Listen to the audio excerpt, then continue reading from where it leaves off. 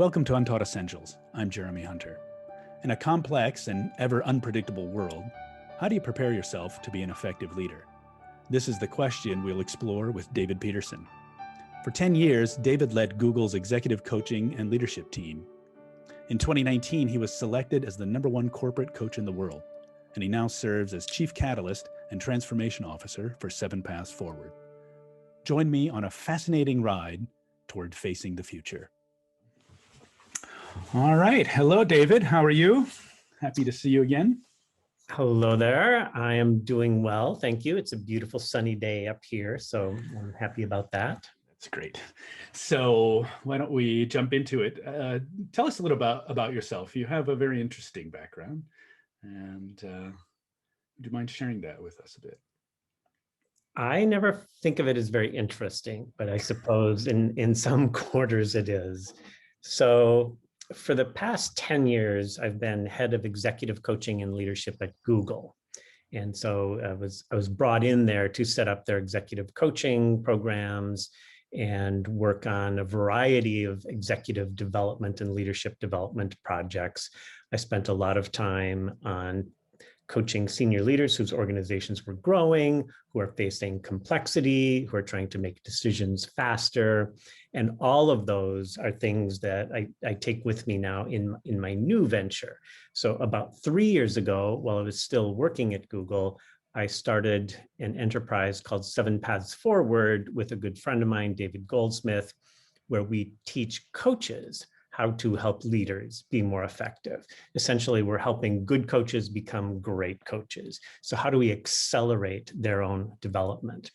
And then since I left Google in October, I think, I've been working extensively with 7 Paths Forward. I have been coaching other executives. I've been doing consulting projects to organizations, especially with executive teams.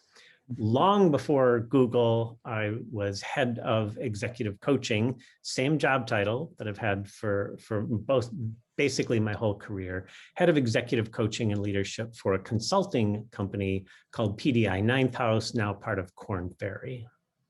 Wow. I coached leaders around the world. I consulted to organizations on how to accelerate learning and development inside their companies.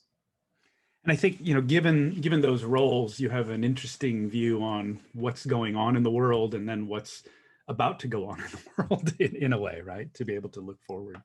And I think that this is something, we've talked about a lot over the years, but before 2020, we knew we were in a disruptive era, and then 2020 happened, and then we really knew it, right? And that kind of moved from being somewhat of an abstraction to everyday reality for people. And I'm curious to know, in your conversations and in your view, right, if we had to boil it down to a question, in an era that's becoming increasingly disruptive, like what are the things that leaders need to know? And when you talk about accelerating learning and developing a leader in this kind of context, what does that look like? Oh, that's a nice, simple question to start with. What is the future of everything related to leadership? So I'll just pick up on one element that I found particularly challenging for people. And that is coming to terms with the fact that things are changing at an exponential rate. So the pace of change is accelerating.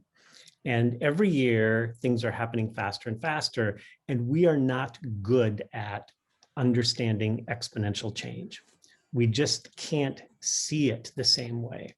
So if, I often give this example. If I walk 30 linear steps, you will have an excellent idea of where I would end up at the end of those 30 steps. Like maybe in my front yard, maybe on the far side of the living room, just outside this door. But if I take 30 exponential steps, it just boggles the mind in terms of how far I would travel. So doubling every step. So first step is 1 step, then 2 steps, 4 steps, 8 steps, 16, 32, and so on, up to 30 times that. do you have any idea? You may know this. Some people do, but do you have any idea? To the moon and back 3 times or something like that, right? To the moon and back almost one, but just once. But it's like 28 times around the planet to the moon and back in 30 steps. And just think like 1, 2, I go 2 feet, 4 feet, 8 feet. Then how does it get to the moon and back? People can't see that. So we're constantly surprised. We make projections based on our understanding of linear change. And then, what's tricky about exponential change is at first, it looks like nothing is happening. So like I said, 1 step, then 2 steps, then 4 steps, and 8 steps. Okay, the dude's walking fast, but then suddenly you get this whoosh, like, where did that come from? It seemed like nothing was going on, and suddenly it's just, it's happened. And processing speed, information storage capacity, all of those kinds of things are doubling at a rate that makes it hard for us to figure out what's really happening here. And at what point in that geometric progression are we, right? So. Yeah. So that's I didn't mean to interrupt you. Something you wanted to? Well, just to give an example here. So Ray Kurzweil has made many predictions about the future, but he's the person who's been looking at exponential trends in information processing for decades. And he has developed quite a repertoire of accurate predictions about the future. Not so much, a new iPhone will come out next year, but that the capacity of small handheld computers, is going to be phenomenally more powerful than we can imagine right now. And when the human genome was being sequenced, this is where he first got my attention. When the human genome, the first what do you call it? When they did the first genome sequencing, yeah, it took them years and billions of dollars. And then Ray Kurzweil said when they had sequenced 1% of the human genome, he said, "Okay, we're half done." And like, I don't follow the math, but he was right. So it took years and years and years and billions of dollars to sequence the first handful. And then going from 1% to basically 100% was a couple years. And people were just, it's boggling to the mind, but he saw it, he sees those things. So getting used to seeing exponential trends and the implications is a critical skill for anybody dealing with information or technology or change. And because it's so hard for people to naturally intuit that, right? How do you develop that skill? Let alone make projections based on it, right? If you're not Ray Kurzweil. Well, I think we have to look at the history of things. There's a great book by Jeffrey West called Scale. So he looks at how things scale, and a lot of what's happening there is exponential growth or super linear growth, faster than just linear growth. And some things grow super linearly, some things grow sublinearly. And so trying to look at things that are happening around us and saying, is this growing at a super linear scale, like faster than we are used to, or sublinear? Is it growing slower? And there's some fascinating implications of that. So reading about exponential change. Singularity University offers courses on exponential thinking and especially in different areas. So in health sciences, in information sciences, in computing. So that's a great place to go for additional resources. Interesting. And so what, if we take it back to the act of leadership and the role of leadership, what skills do you think people need to have in that realm? So putting ourselves into situations where we're actually looking at the pace of change and the implications of that. So there's an interesting example of looking backward. If you look backward to when the first smartphones came out, 12 years ago, maybe, the iPhone. I can't remember the exact year, but not much longer than that, 12, 13 years. And if you think back 15 years ago, there's no smartphone, there's no map in your hand, electronic map in your hand that gives you directions. And it seems like we've always had that. So that kind of perspective, and you go back to 10 years ago and you think about what happened each year and how naturally we adapted to it, but nobody really saw this coming, except, obviously a few people did, but most of us didn't. And then imagine, okay, how would I imagine the iPhone or a smartphone 10 years from now? If that's the pace of change, then what do I expect? And then double that, and then double that, because that's the kind of thinking you actually need to do. So just some simple exercises like that. I encourage people to look at, to ask, and then what? So looking at different trends. So if you think about, Uber is such a classic example. It's going through an interesting phase right now, of course, with COVID and limitations on travel. But when you think about exponential change and how fast Uber came to dominate the world of transportation, and then you think, what's going to come up in the next year that will have a similar kind of impact at some point?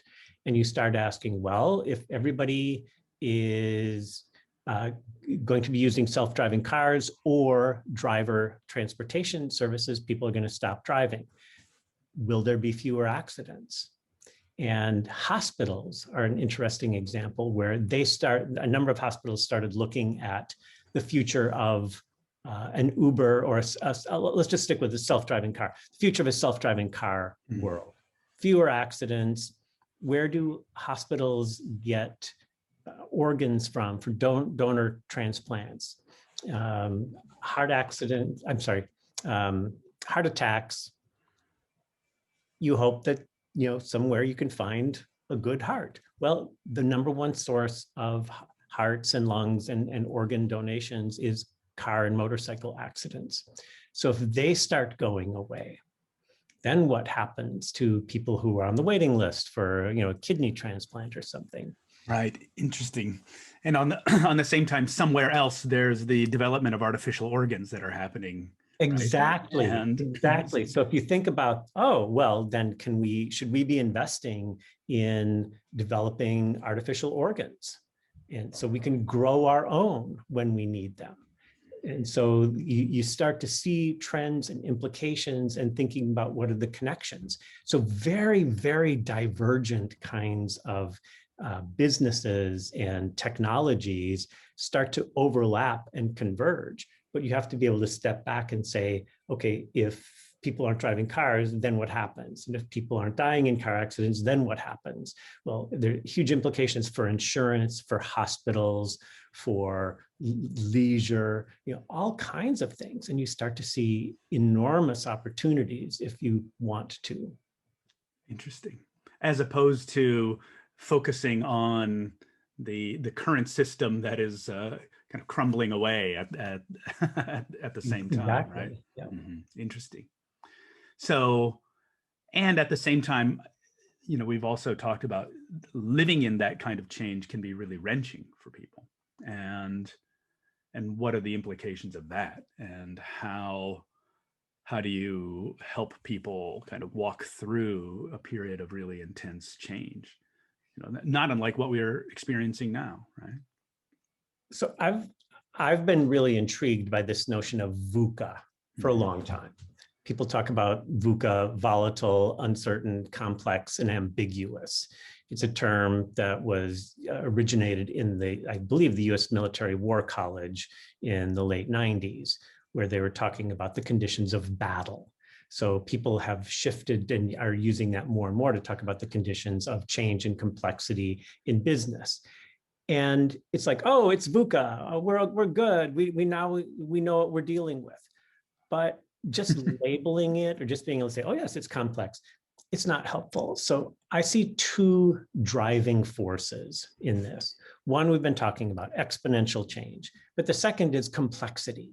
Things are more and more interconnected. We're operating at more and more of a systems level. So there are rapid changes happening within complex systems, creating all kinds of unintended consequences.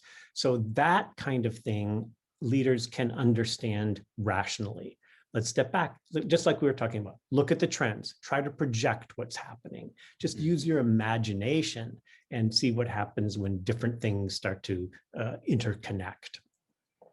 The emotional consequences of all these, the uncertainty and the ambiguity, means that leaders need to be able to connect with humans in a deeper, richer, more empathetic way. They have to provide more reassurance. They have to build environments full of trust. If I'm leading you and I'm telling you, here's where we're going to go, and I don't know what it's going to look like when we get there. Like, if you don't trust me, you're not going to follow. And so listening, investing in those relationships, building a culture. So what is enduring becomes not the technology, not the nature of the business, but the values, the principles that we operate by. So lots of the things that leaders have been talking about, as a nice thing in the past, we need a stronger culture. Well, it becomes more important than ever if you're asking people to follow you into the unknown. You really see that. And I mean, in listening to what you're saying, right? As you said, that for a long time, that just seemed like nice to have. Yeah. But you really see that reality of what you're saying in how organizations deal with COVID. Yes, for sure. And I'd be curious to know what you've observed. But what I've observed is that the organizations that did take time to invest in culture and human relationship and trust have more or less, not that it wasn't, it wasn't without challenge, but have either done fairly well in the pandemic disruption and or thrived in pandemic disruption, right? And I'd be curious to know what you've seen, and that the opposite is also true, that the ones who were just kind of focused on productivity and efficiency and let's get the work out the door and not in the relationships find themselves really challenged when we're all now digitally spread across the landscape. And how do we make things happen? I'd be curious to know what your observations have been about that. For the most part, very similar to what you just described, but with one exception. Some people for whom the culture had already been created and they were just sustaining it, they were the beneficiaries of a strong culture. And they didn't have to stop and say, okay, what do I do when this is disrupted? So people would go to dinner together and they'd talk and they'd bump into each other and they'd have meetings. And while they're getting set up for the meeting, they'd chat with each other. They'd walk out to the door together and walk down the hall and exchange things. And in the physical buildings, you see reminders of the culture. So Silicon Valley is notorious for this. You've got cafes that people can go and gather at. You've got game rooms and all of these kinds of things and playful symbols around things that reinforce the culture. Now, all we have is this screen. Yeah. How do we replicate that? So one simple thing that I spent a lot of time coaching leaders on early in the days of the pandemic was, how do you build trust and how do you build closer relationships in a virtual world? And it's the same kinds of things. It's the casual, informal conversations. So go to meetings a little bit early and see who shows up. Stay a little bit after and just say, hey, Jeremy, do you have a second? Let's just catch up. How are things going with you? You have to be more intentional about creating the opportunities for some of those informal interactions. Yeah. One of the things that I've been fascinated with is some recent research that shows that during COVID, strong ties are increasing. Strong ties are the relationships we have with people that we're close to. We have affinity groups that we work with on a regular basis. Weak ties are decreasing. Those casual kinds of interactions that I was just mentioning. You bump into somebody in the hallway. Hey, I haven't seen you in a while. Let's catch up. And what's new with you? And weak ties are where a lot of creativity comes from, a lot of innovation. It's the mishmash, the mashing together of different ideas from different paradigms and different models. And it's where a lot of people find their networks for getting new jobs. Oh, hey, haven't seen you in a while. Oh, by the way, I'm part of this new company. Would you have any interest in joining us? And so some of that creativity, the expansive thinking, the new networks and new opportunities has been tougher to manage in this environment. And so building weak or capitalizing on weak ties intentionally becomes more and more important. Do you have suggestions for how an organization might do that? Couple companies that I've worked with actually set up meetings. You can have a random lunch. You just sign up for a slot. At this point, you bring your own lunch, and then you get matched with 3 other people. Could be a group of 4 people that just spend 45 minutes together at lunch. Random. You don't know who they will be. You don't know what's on their mind, where they'll be, but you just interact and meet with different people. I'm a member of one group that has started doing something like this very intentionally. We are meeting in subgroups of 8 people, randomly assigned for 8 weeks. Each week, one person gets featured.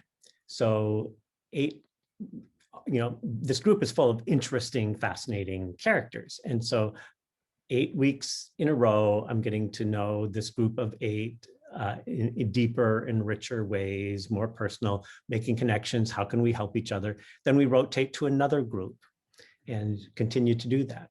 I probably wouldn't have said yes to that in a non-COVID world. I'm too busy. I've got all kinds of things going on. I have plenty of loose ties and weak ties and lots of connections, but it's one way that I'm intentionally committing to that. That's great. Yeah, and we're starting to see the evolution of a whole different set of ways of relating, right? Yeah, I think so. Yeah, interesting. So going back to the bigger picture, the capacity to look forward, right? In some ways, is really dependent on imagination. Mm-hmm. And it's interesting to me, like reading past projections of the future, right? So like people writing in the 1940s about what they thought the 1980s would look like or whatnot. And usually they get it totally wrong, right? There's flying cars and people in jetpacks. And it's usually some, as you said, a kind of linear extension of the current reality, and which is almost never the case. So then how do you step out of that kind of bounded thinking in a way? I have quite a few thoughts on that. So I'll just start with getting more diverse inputs. Mm-hmm. So looking at things, so if I just sit here and try to anticipate things happening, I'm going to be very limited. But if I read science fiction and I start to think, oh, what would happen there? Or I read ancient history and say, what would have happened here?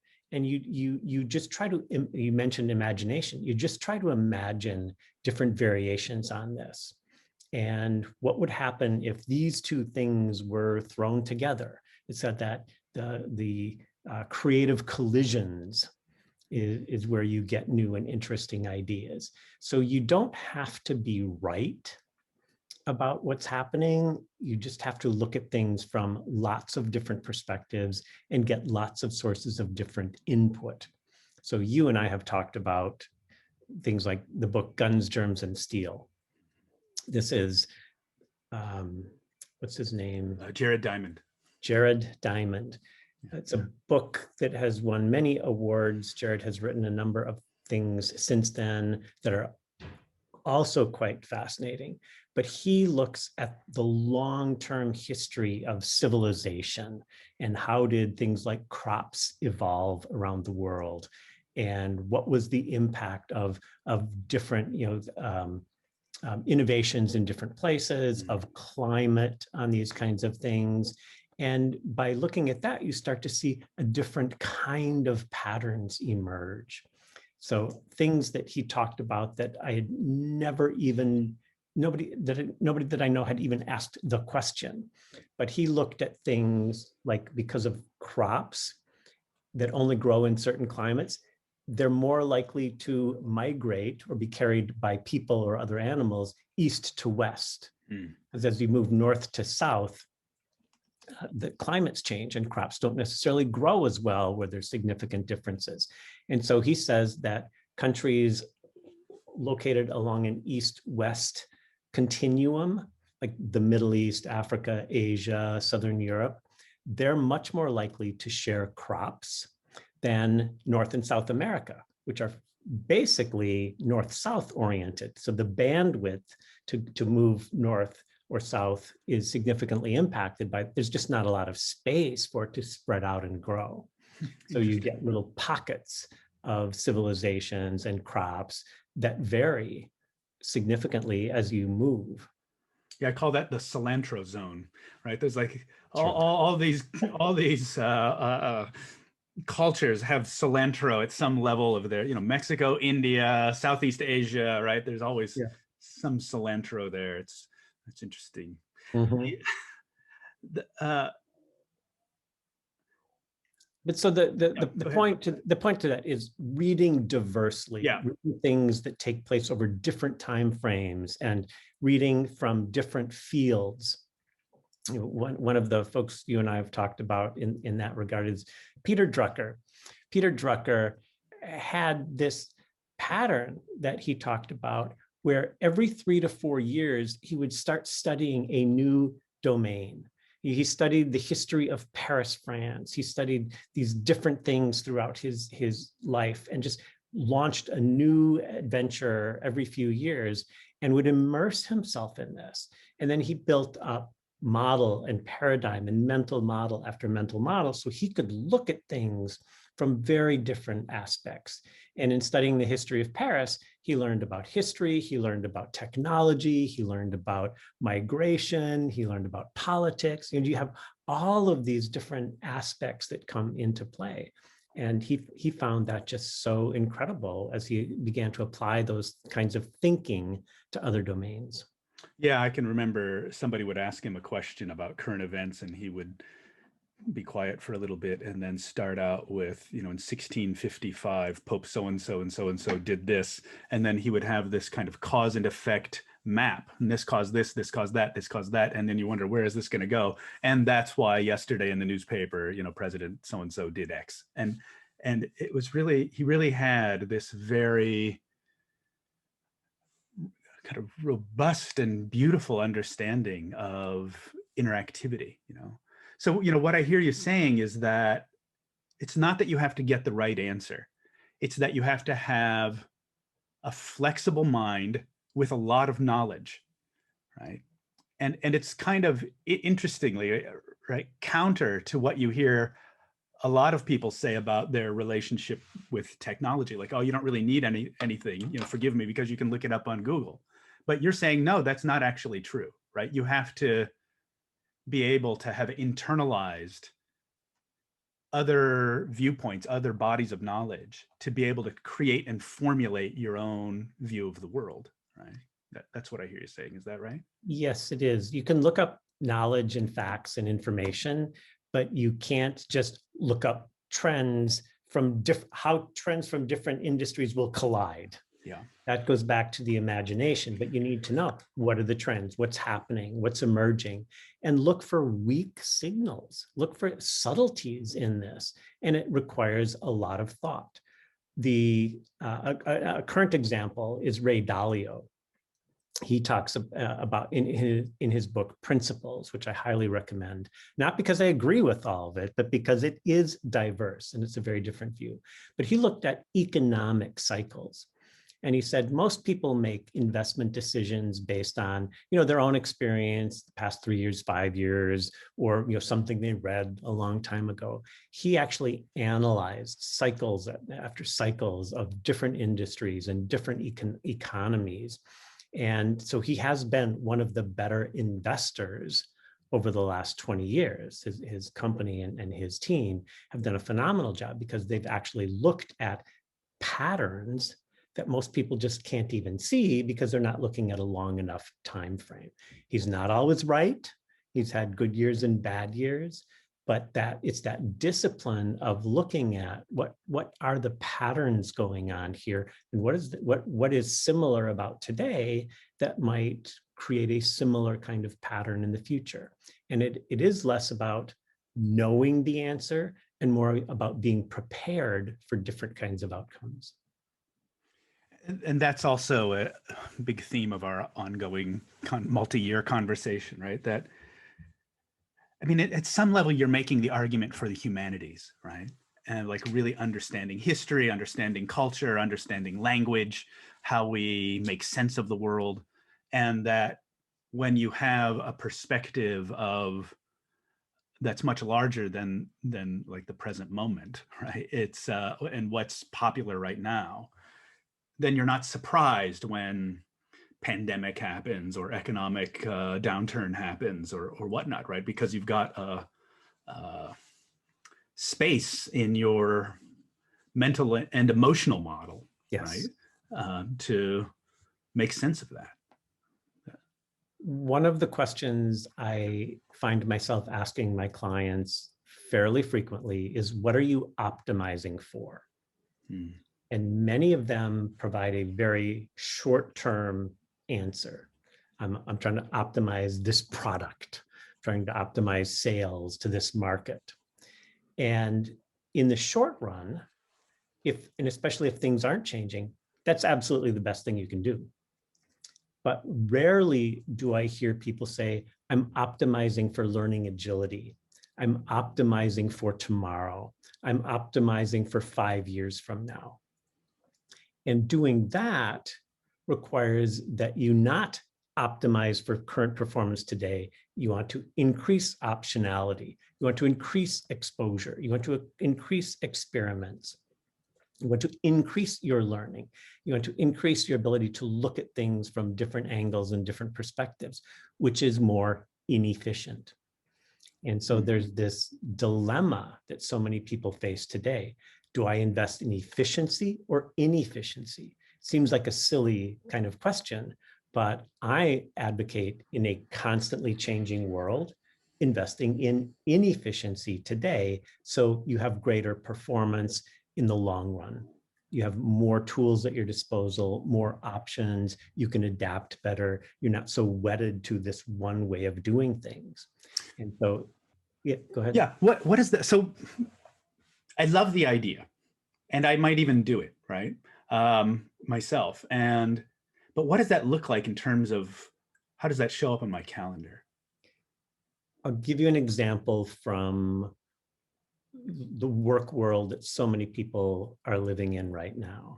So technology, crazy, the tech stocks are still doing really well beyond all belief, that they're on this roll. And so they're hiring a lot of people who come in, they want to get promoted. They want to get a great review. They want to do well. They want to succeed in the organization today. And they're struggling because they say, like, it just consumes all of my time just trying to keep pace with the job. That's a great strategy for the next 3 to 5 years. But then, and maybe it's 10 years, but I see people 10 years into their career who have not been investing in building skills for the future. And suddenly their technological skills are obsolete. Suddenly the company is pivoting and there's a new technology that they're not familiar with. And companies are just hiring people with these new skills.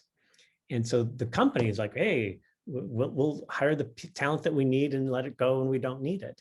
But it's the people who are actually saying, I'll take the B+ today instead of the A, so that I can get a B+ in a new field tomorrow and get a B in another field tomorrow and maybe get a C in something, but that will bridge me over to the next place where I can get a B+.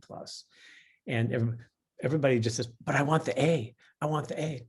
Well, the A in a class is less useful than an A in life. And so, you're sub-optimizing your performance in any given course or any given quarter so that you can have greater agility and capability for the next course. It's in a different topic. That's so interesting because I was just reading about Japan is home to the oldest businesses in the world, right? And some of these businesses, some of them are easily 100 years old, which is nothing, right, in a Japanese context. Some of them are 300 years old. There's one business that's 1,000 years old. And the point of the article was that they didn't optimize for short-term performance, right? They optimized for longevity. And it's a very different mindset. So what did they do differently? They, obviously they have to be profitable. Sometimes they're not hugely profitable, but they have embedded themselves in the social networks of their communities. And so they aren't just organizations that perform on their own. They're embedded in a network of kind of mutual support, and that network of mutual support takes care of itself, which is a very different way of thinking about quote unquote performance, right? Than I think we're used to thinking about it. And I think somehow what you're saying reminds me of that, right? That I'm not going to optimize for short-term performance. I'm going to optimize for long-term flexibility and adaptability, right? And I imagine somebody coming into a place like Google, right, has been a like A+ star performer their whole life, right? And then you're asking them to be, you're going to be a B+ star performer, right, in a way, right? And that's got to be kind of terrifying. Like, David, you're kind of full of it. I can't believe you're asking me to do that, right? That would be, if I imagined me as a 20-year-old, right, coming to you for help, I think, what do you mean be a B+, right? That seems really threatening, right, at some level. I worked with a head of marketing many, many years ago, before I had given much thought to all of these topics. And this is a woman who was just overwhelmed at work.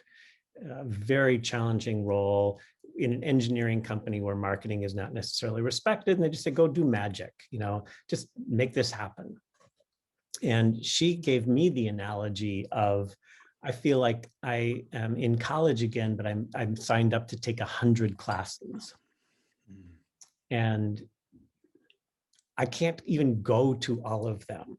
So I have to choose which ones do I want to get an F in. So this is even harder than the B+ example. Like telling people, you're going to have to get 20 Fs so that you can get 5 As. And out of 100 classes, you probably can only get 5 As. And you have to think about what's your portfolio of classes and grades that you want, and better to be intentional about that. And that metaphor has really stayed with me now. So whether you're taking 100 classes or 10 or 2, how do you prioritize your attention on the most important things? And this comes back to what I think is at the very heart of this. You have to know what matters to you. You have to know what I'm trying to optimize for in the long run in life. And second, how am I managing my attention and my choices so that I'm really investing in what matters to me the most? And it's so easy to be seduced by whatever's in my email box and focus on these things just by default, rather than saying, you know what, I'm far more interested in this long-term outcome than in 90% of the emails in my inbox. But it's hard. People, everybody talks about fear of missing out, FOMO. And I have one friend who talks about JOMO, the joy of missing out. Oh, there's another email I'm not going to read. Yay. I don't care what it says. Yay. So that choosing to miss certain things because you really understand what matters and you're putting your attention and your energy into what truly matters to you in the long run? Yeah, I think that, this idea of managing attention, not managing time, is something that the idea of managing time is so embedded in our mind, right? That if we really pay attention, nobody manages time, unless you're a time lord, but, and nobody can do that right yet. And so it's one of those skills, I think about for my students that, quite frankly, for most people are getting worse because attention is getting seduced all over the place. And it is probably one of the foundational skills for being successful in this, in this era. And what you're saying, deciding what not to do, right? What am I going to fail in, is that, you're again kind of pointing back to self-knowledge, confidence in understanding who you are and what's important as really the foundation, and not looking out and seeing, okay, what is everyone else doing, and getting swayed by that, right? From a martial arts point of view, it's kind of throwing you off balance if you're always in FOMO, right? Because your center of gravity is always going forward into something that maybe you shouldn't really be that interested in. Absolutely. What do you think are we talked about, the capacity to build connection with a team, and most business schools, quite frankly, don't develop this skill at all, right? They're still largely analytical, and it boggles my mind 20 years into helping people understand their mind and emotions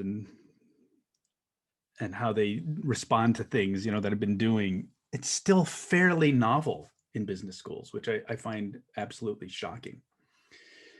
But where do you learn that? Where do you learn that?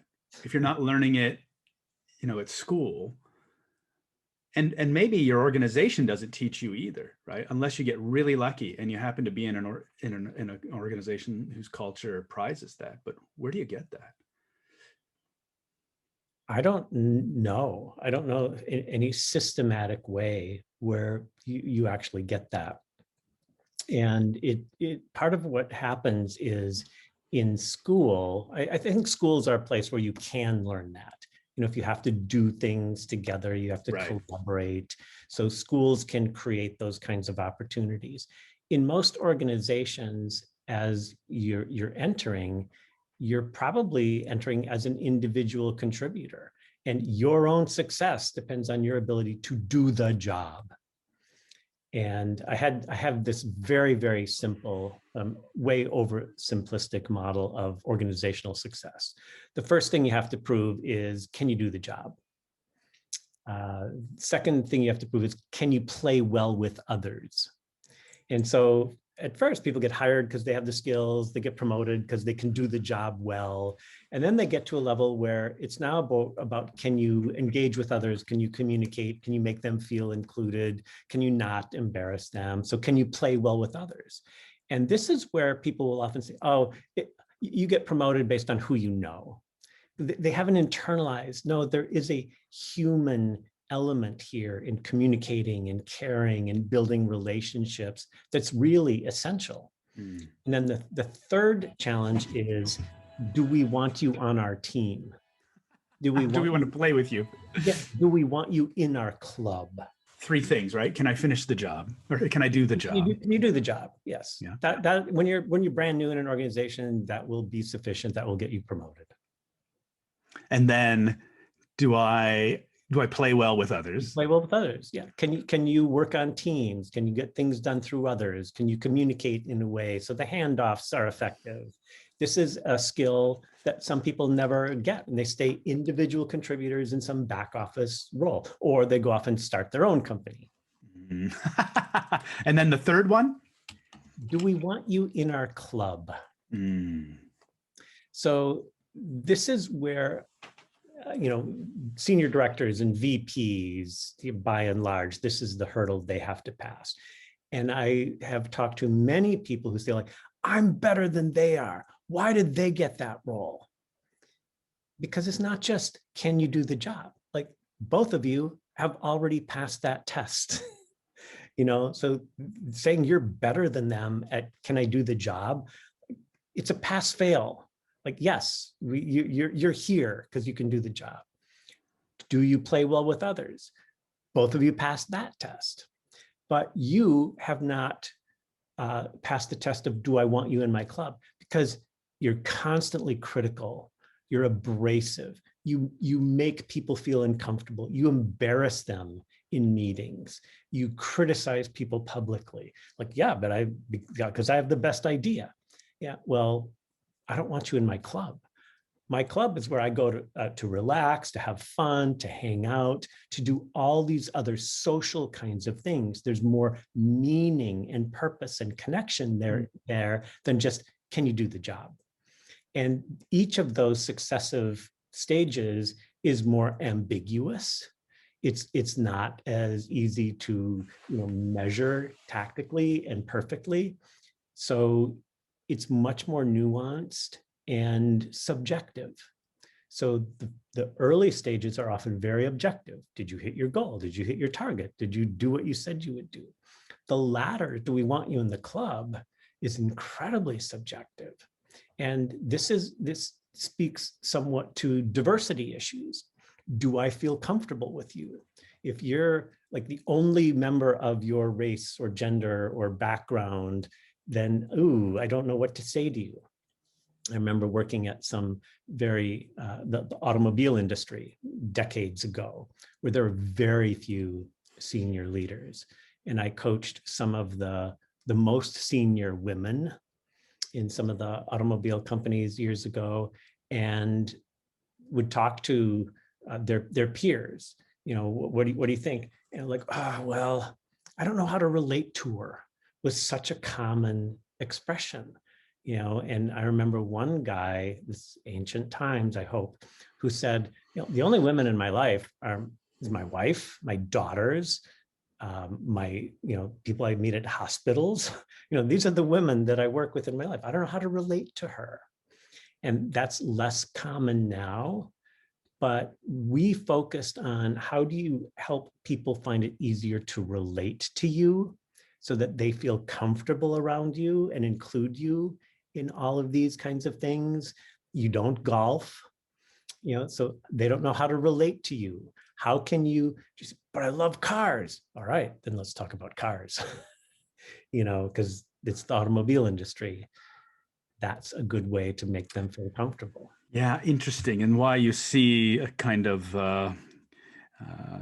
lack of diversity isn't necessarily because of ill intent. It's because the comfort level isn't there.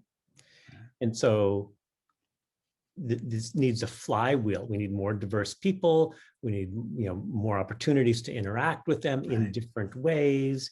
And then you get to a critical mass, like you have 3 members of a diverse group, an underrepresented group, and suddenly it's not, just one person. It becomes, I work with these folks. I know how to do that.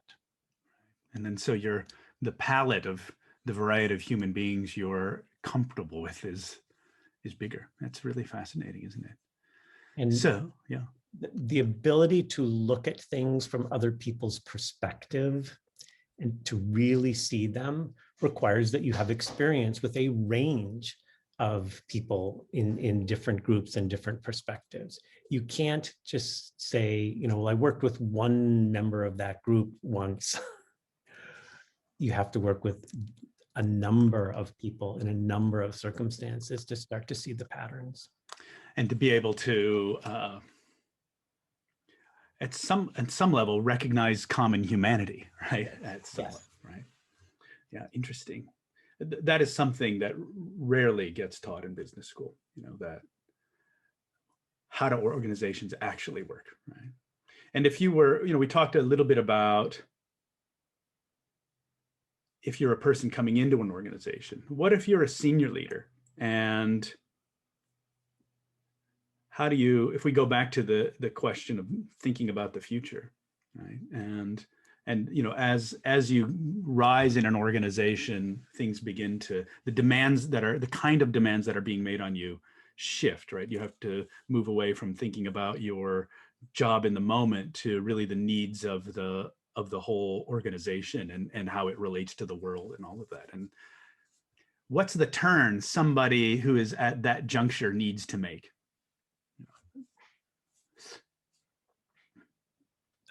There are certainly several, but one that's particularly difficult is moving from like doing the job to doing the work, to managing the work, to managing the people that do the work, to managing the processes by which work gets done. And so you see a lot of folks who hang on to what they used to be good at. Oh, I'm working with somebody right now who just says, yeah, but I can do the job better than they can. I said, yep. And you're a vice president with 1,000 employees in your organization, and you can indeed do the job, most of their jobs, better than most of them. Unfortunately, you cannot do all of their jobs as well as they can in the group. So you have to let go of that. And so that it's a stage that people have to go through of trusting other people, delegating, being comfortable with, I don't know how they're doing, but I want to know. I want to make sure they're doing things right. Like it's so the maturity of being able to step back and say, you know, I need to create the environment in which they can do good work. I need to set guidelines, and my job becomes more about making sure they have the resources to do their work than knowing what they're doing. Right. So those are that big shift. But what do they need? I don't know what they need. Go talk to them. Say, I'm here to help you. I want you to be successful. I want you to feel fulfilled. What do you need from me to do that? And it's a very different kind of conversation that needs to happen. And so asking people, how are you doing? How are we treating you? How are the working conditions here? You get organizational climate surveys that start to look at those things. And it, you know, early in people's career, it's easy for them to look at this and say, oh, they're not happy with this. Well, they should know better. They should understand that, you know, we do pay them really well. And you know, like, that's not a helpful answer. They're telling you what they need, where they're at, and you're saying like, no, they're wrong. Take them seriously. Listen to them, take them seriously. Yeah, the word you just used, it seems to me listening is really the key skill, right? And really being able to appreciatively step into someone else's world, whether you think they're right or wrong or not. Like, how are they actually seeing things? And then, you know, there's a lot about that that's similar to parenting, right? It's like whether my son is right or wrong is not the issue. It's like, how's he actually feeling about it? And then how do we address that reality? Right? And so systematically using imagination again, we talked about future, you know, putting yourself into future scenarios, put yourself into other people's perspectives. You know, if I was, you know, drawing on my own experiences to the extent that I can, but asking yourself first, so what are those new hires in our Atlanta office thinking? You know, if I was brand new in this corporation coming from that background, I might wonder about A and B and C. And you just start to imagine what that experience would be like, and then go validate that. Now go talk to them. Was your judgment right, or did you learn something? So it requires curiosity. You know, what would that be like? And humility to say, you know, my interpretation of humility, or my personal operationalization of that is like, I'm probably wrong. So that, like, here's my hypothesis. I'm probably wrong.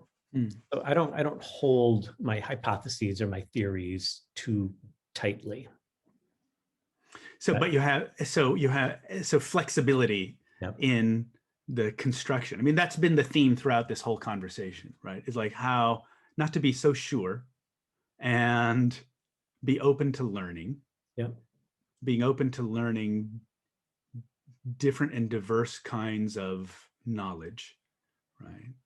And because things are complicated and they're constantly changing. So even if something I believe actually was true yesterday, it may not be tomorrow.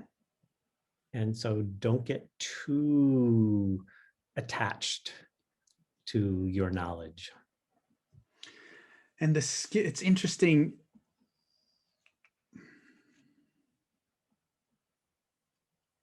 It's interesting to see that in a university where, the knowledge where people accumulate really become their identity because they get identified with XYZ idea or theory or whatnot. But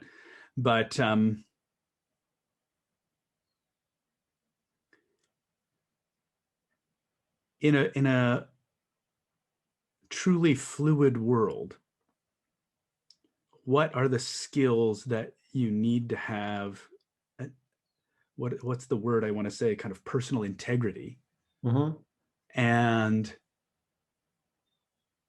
integrity in fluidity is kind of an interesting combination, right? Integrity is all about trust. Can I trust you? Are you credible? Do I know what to expect from you? So yes, your integrity, the consistency of your values and principles and how you work becomes far more important than what it is you're doing in particular. Mm-hmm. Interesting. So what's the world of 2030 in your head? I'm curious to know.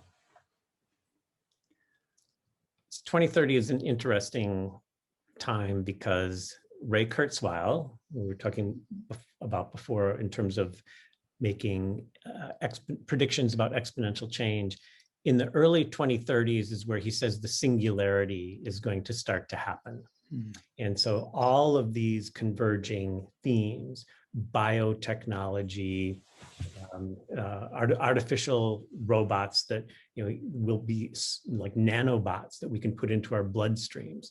So medical technology, mechanical technology, genetic technology, all of these things he thinks are converging in the early to mid 2030s. And so whether he's right or not about any of these in particular, my vision of 2030 is it's going to be almost impossible to imagine what that is going to be like, with information doubling and the speed of technological processing speed doubling. I can't fathom it. It's beyond my belief, but paying attention, reading about this. There's another futurist from the Institute of the Future. Bob Johansen. Yes, thank you, Bob Johansen. He says that it's easier to predict the future 10 years from now than 1 year from now. So 1 year from now, I don't know, will there be some crazy new invention? Will people be using cell phones differently in some way? Maybe 1 year, 2 year, maybe. 10 years from now, we know the pace of, either the Earth is going to rebel and, global warming will destroy us all, but you can see if unchecked, there's going to be huge climate changes 10 years from now. Huge changes in data storage, huge changes in terms of the technology that we carry around with us.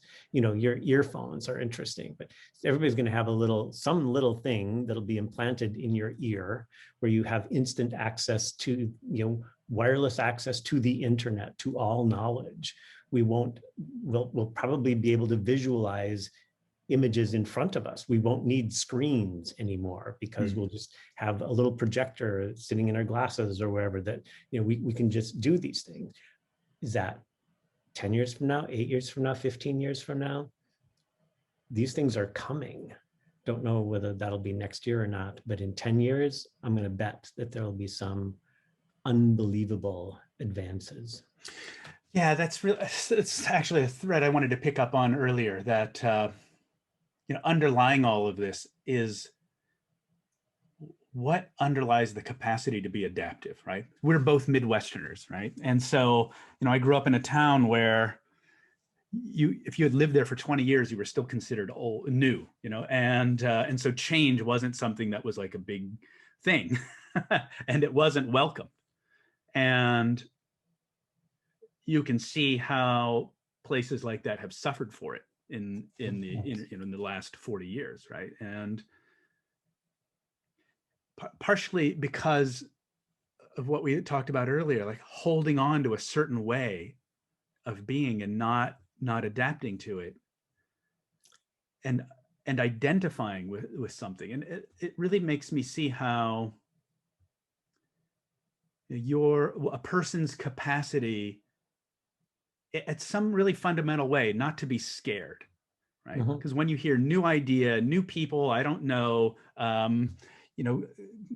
folks I've never had to deal with, and now I have to deal with it, right? For a lot of people, the basic reaction is to just close a door and pretend it's not happening, or run away, or metaphorically, or shut down in some way.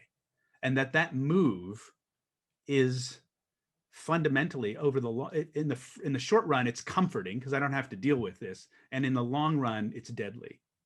Exactly. So there's a bit of a paradox. Mm-hmm. If you want to get comfortable with the future, you have to get comfortable with discomfort. Yeah. So if the world is complex and changing and disruptive, the more experience you have with change and complexity and uncomfortable, disruptive experiences, the more adaptable and resilient you become. And so people try to no, I want to protect what we have. I want to hold on to what I know and what is comfortable. Letting go of that and intentionally putting yourself into what I call the DNA of VUCA, diverse, novel, and adverse circumstances. So the first time, so this example is something I used to kind of say half jokingly, like the first time your house burns down, you don't know what to do. Like, who do I call? What do I do? Where do I stay? And now that I live in Napa, where people's homes are burning down every year, it brings a certain reality to this tragic notion. But the first time your house burns down, it just ruins your life and disrupts everything, and you don't know what to do. Imagine the fifth time your house burns down. By then you've learned, okay, don't build wooden homes, and you've adapted a lot. You've become more resilient. But the fifth time some disaster happens, it's like, okay, I have the phone number here. I have a committee of people who I call on. I'm going to go stay with these folks. I'll get these folks will bring me food and lunch, and I'll get clothes here. And it's an extreme example. But after you've faced those kinds of tragedies a few times, or you've been let go from a job, the first time, it's horrendous. The second time, it's like, oh, I hate this, but yeah, at least I know what to do. And the third time, it's like, oh, I guess this is the new reality. I'm not going to let it happen again. I'm going to, build my capabilities before I get let go again, or be more attentive to the dynamics in this company. Are they fit to survive in the long run? So you start to look at different signals, you see different patterns, and you learn, oh yeah, I can get through this again. It's so interesting because unintentionally, the themes in this podcast, I would say over the last 4 episodes, have at some level circled around the notion of the adaptive power of discomfort. When Parneet Paul talked about the importance of having shocks to the nervous system to stimulate, your well-being, right? And that if you're always in a kind of mode of comfort, right? It actually begins to undermine your health. And that's why we die of diseases that are largely lifestyle diseases that are all preventable, right? And so to have regular shocks to, so for for example, I take a cold shower every morning, and I have to say it's one of the best things I've ever done. And it is partially in response to our conversation about the DNA of Vodka, because you're having a little adverse experience every day. And after doing it for a month, it's not that horrible anymore. And you get a lot of energy and focus and clarity. And it's been a very good thing. And in last episode, we talked about with Vidyamala Birch about pain and how do you consciously relate to pain, because that's a basic feature of life we never talk about. And here we're taking the conversation and scaling it in a way to an organizational level, or looking at it through the lens of a leader. And how do you intentionally put yourself in developmental situations that aren't necessarily pleasant in the short run, but are adaptive in the long run. I mean, that's what I'm taking away from this conversation, that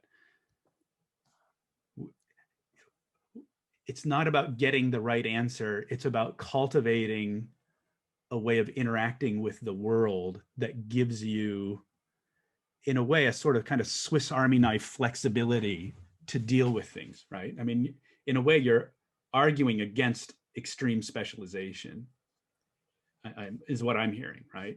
Yes.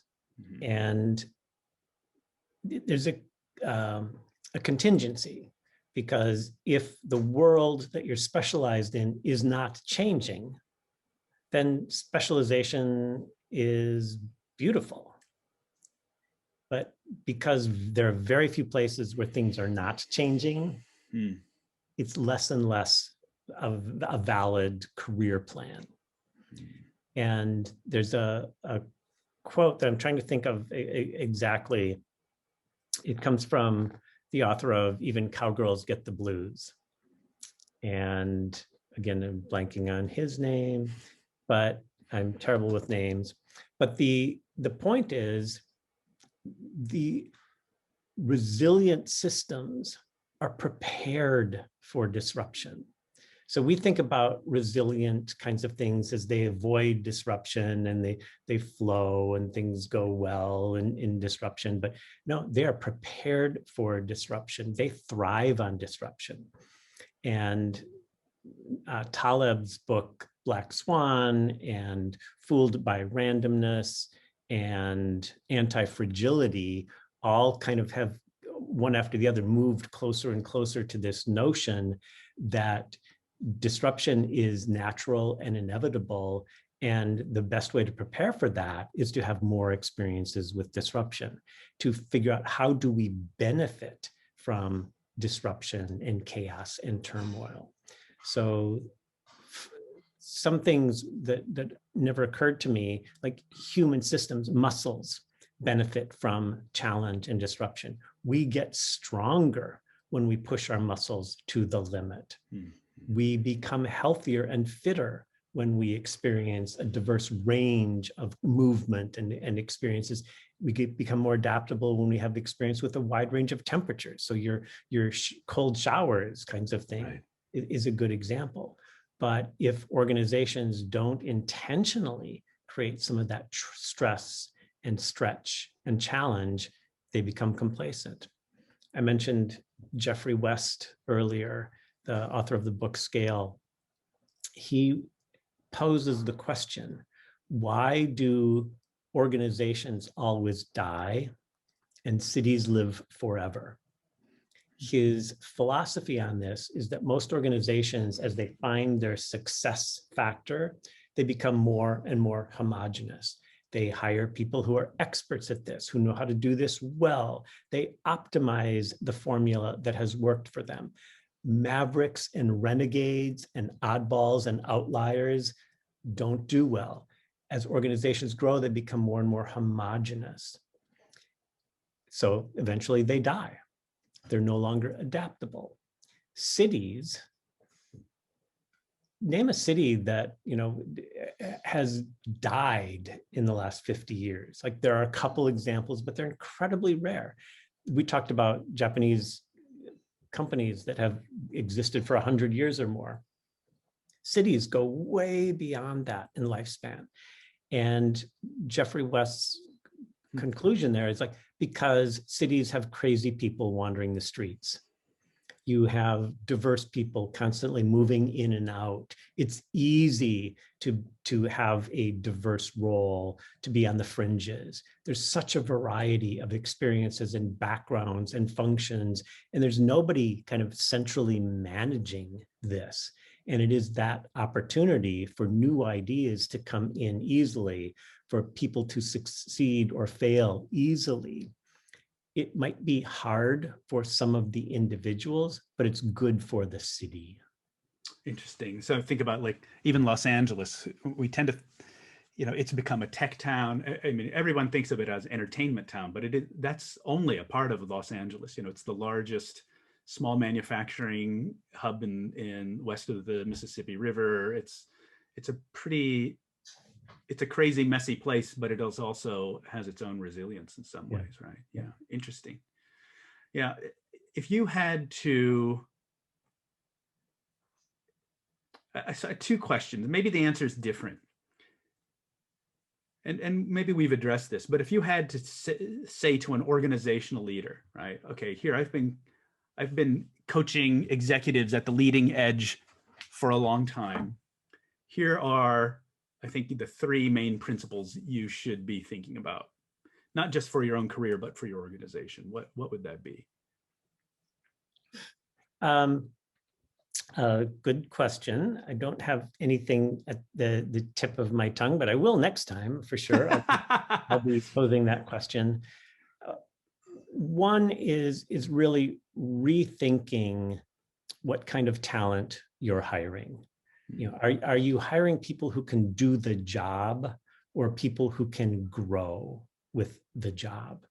And so that to me, like, what's the talent we need tomorrow, and how are we building or recruiting that? So part of that requires that we evaluate and reward people differently. So right now, most organizational rewards are based on current performance. And when someone goes off on a big project and doesn't do well, financially, they don't do well. And I think evaluating people over longer time periods. So in 3 years, if you haven't done something really well, or you haven't, contributed something to the organization, then maybe you should move on. But if you have a bad quarter or two, or a bad year, and you're fundamentally a talented, good learner, we want to keep you. We want you to feel valued and welcomed here. And those are very contrary to how most organizations survive and thrive today. So playing the long game in terms of talent, in terms of rewards, in terms of metrics. Something else that I used to talk about a lot is who we put into certain roles. And we tend to put people into roles because we think they're the best performer for this role. And switching from who can do the job best to who will learn the most in this role. So making job assignments on the basis of, are they ready to move into a role that will really stretch and challenge them without overwhelming them? So that's the kind of investment that will play off in the long run. I just want to pause here for a second. And then I need to go soon. Yeah, okay.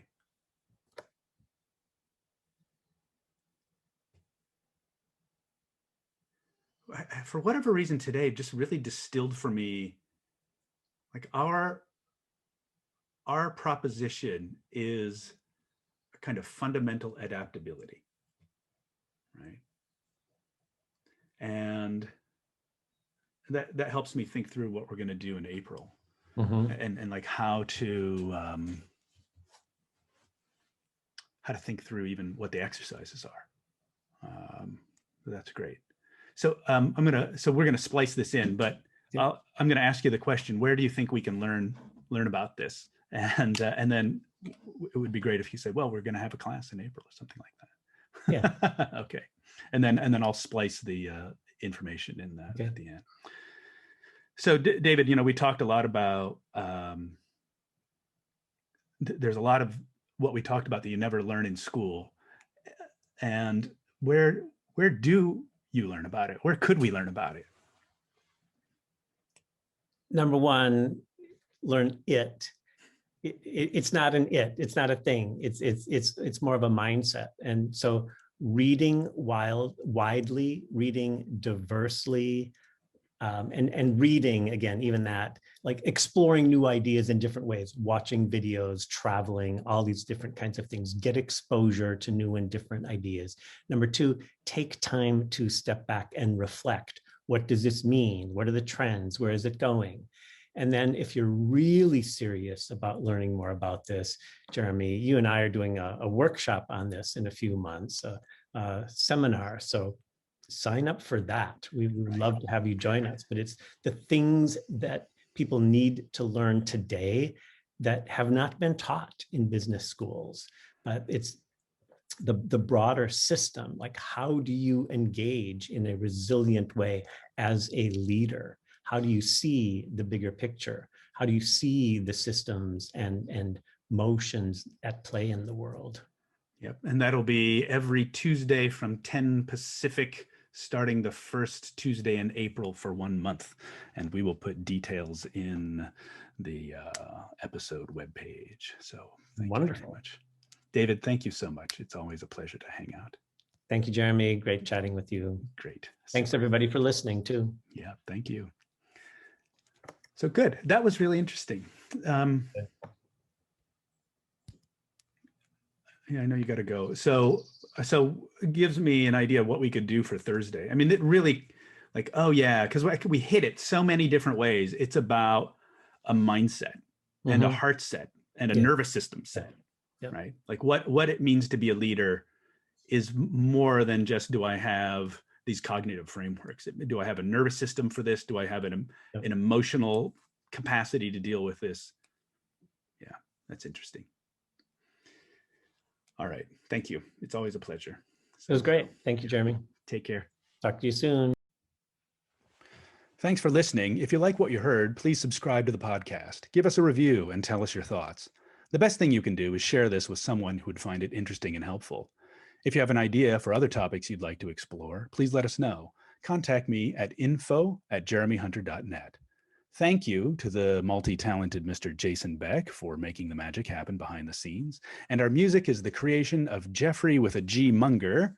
You can learn more about his work at kettleblackmusic.com.